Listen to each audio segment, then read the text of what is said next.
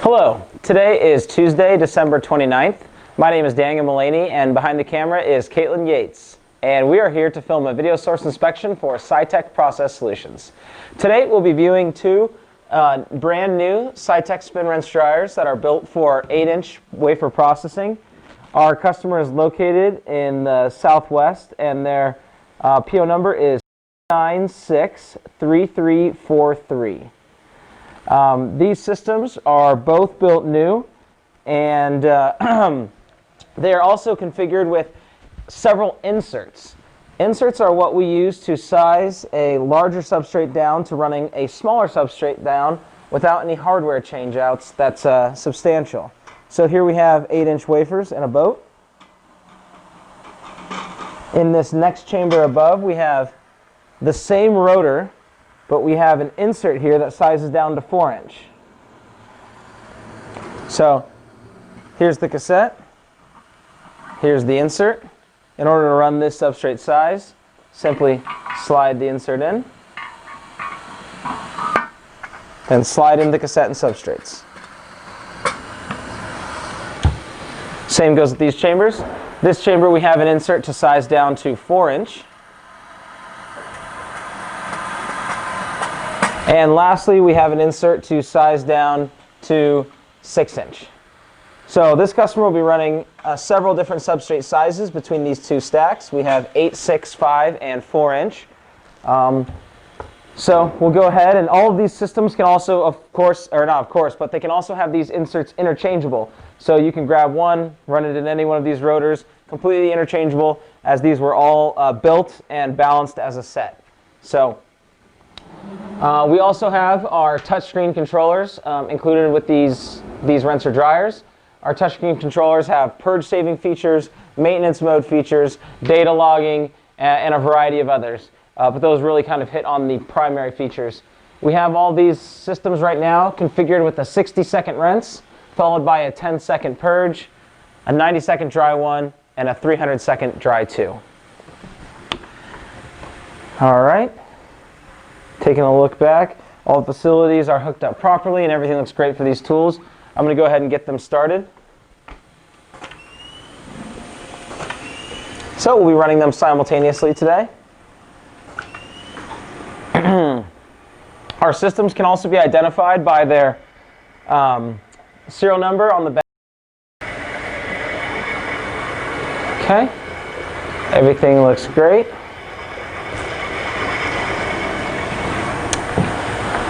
All right, so we are now halfway through our rinse cycle. Our rinse step is going to be what we call a lower RPM process cycle because we're running at about 500 or 600 RPM. These ones are currently set for 500. The substrates will normally come into the chamber mostly cleaned off anyways, but this provides a quality rinse to ensure that any trace chemicals that may have been on the substrates are now washed off the bowl and down the drain. So now we're clicking over into our purge, and now we have our purge step where we're ramping up to 1800 RPM, and during that ramp up we're essentially purging the remaining DI water from the DI spray manifolds. So that ensures there's no DI water left residually in there that can drip out or get pulled out onto the substrates during the drying process. That was a short 10-second purge. Now we're in what we call dry 1. This is the high RPM, low time dry step. So we're running at 1800 RPM, which is our high RPM set point, and low time, only 90 seconds.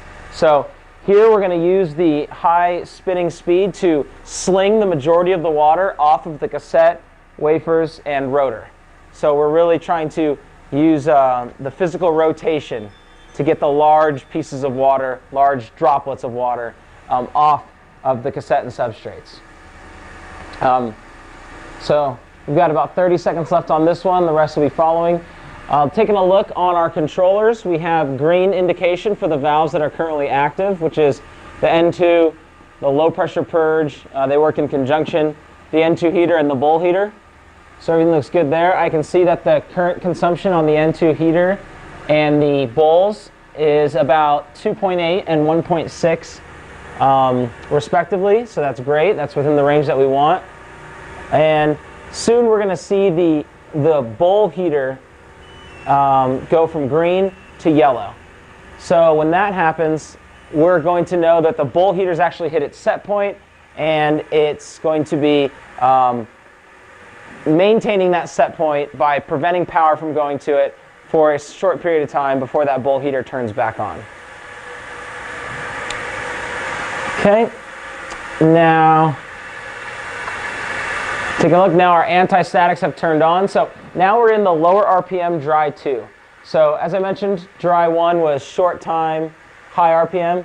Now we're in long time, low RPM. The long time being 300 seconds and our low RPM being 500 RPM. So now we're going to slow down and we're going to let the heating elements, the bowl heater and the nitrogen heater, complete the drying process of the cassette and substrates. This will give us a nice uniform dry without increasing particle counts, which spending too much time at high RPM can lead to. Okay, so everything's still looking great on these tools. They balanced really smoothly throughout the entire operation, so that's great. I'm now taking a look at the back of the system, and everything is nice here as well. No leaks, obviously. And the tools look good. So now we've got about 2.5 minutes to kill. So talk about some of the other products that Sitek offers. In addition to the brand new spin rinse dryers with our touchscreen controllers, we also offer refurbished spin rinse dryers. Our systems are all fully remanufactured with a 1-year warranty. So if you were looking for a more cost-effective alternative to a new SRD, we also offer refurbished systems. We also offer refurbishments as a service for your existing systems. So if you have some SRDs that need a refurbishment because they have high particle counts, high vibration, overall wear and tear, we can refurbish your systems and send them back to you. They'll return in like new condition, and you'll be very satisfied with the quality of that work. In addition to that, we offer 100% of the spare parts and services that you need to keep your rinser dryers up and running. So services would be rotor rebalancing, controller repairs, motor repairs, and motor controller repairs. Those are the 4 main services. And we also offer the spare parts. So windows, door seals, tach sensors, motors, additional rotors, ACR valves, solenoid valves, heaters, both heater blankets and the N2 heater. That's just rattling off a few, but really any spare part that you need for your spin rinse dryer fleet, Sitek offers. We have a price match guarantee for those spare parts, and we also stock the majority of them here too. So if you're down, we can often get an overnight shipment out for you free of charge. Okay, so we now have 99, so about 100 seconds left on these systems, so a little over 1.5 minutes. Taking a look inside the bowl chambers now. Everything looks to be drying properly. You can see that the water is mostly gone from the chamber. I mean, there's still droplets around, but overall you can see that the system is drying well. As I mentioned, the bowl heater indicators are now turning yellow. That means they've hit their set point and they're no longer receiving power. As soon as they dip below their set point again, they'll continue to receive power, and that temperature oscillates back and forth by maybe 10 degrees as it maintains that bowl heat set point. Okay, great. In addition to providing spin rinse dryers to the semiconductor industry, Sitek also offers a whole variety of other pieces of equipment. Those would be box washers, such as the HTC 8010, 8020, and 8030 systems. Those are used for cleaning cassettes and boxes. We also offer mask cleaners like the K&S and Ultratech brands. Those are used for substrate cleaning for particle removal, or mask cleaning for cleaning off any residual photoresist that you may have on your masks. We also offer a whole variety of metrology tools. Those would be tabletop systems such as a 10-core or DECTAC profilometer, particle counters, such as the 10-core 5500s, 6200s, and 6400s, thin film measurement tools, such as nanometrics, and really a whole variety of tools in that realm of metrology. That includes microscopes as well.